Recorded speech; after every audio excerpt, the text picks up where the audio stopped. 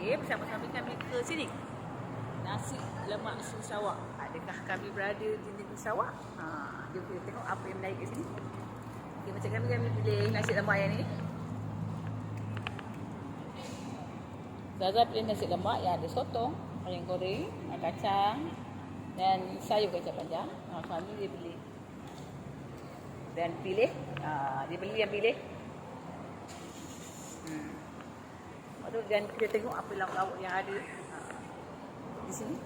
Okey, jadi sini ada jual nasi lemak berbagai jenis lauk. Nasi lemak dia situ.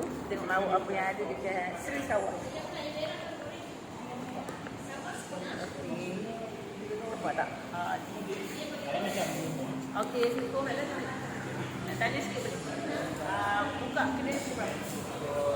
Penang sampai pukul 12 malam. Hari apa itu? Satu hari Ahad. Satu Ahad itu. Maknanya pukul 12 hingga pukul 6 petang. Penang, dah petang ni.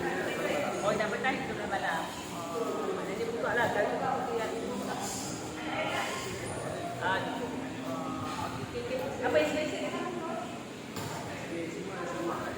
Oh, ini lemak lauk lah. Okey, terima kasih. Alhamdulillah kepada anda semua yang nak cuba berbagai jenis lauk nasi lemak ni, bolehlah datang ke sini, iaitu di restoran lauk.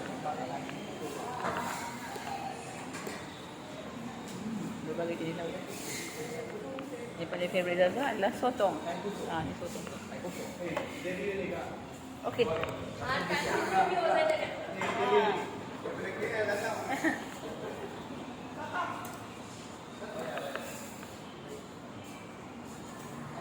Okeylah, kami nak berjumpa terlebih dahulu.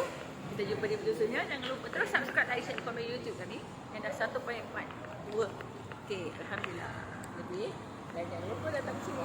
Nasi lemak Sri Sarawak. Jangan lupa terus subscribe, like, share, komen YouTube kami. Kita taruh asal dulu.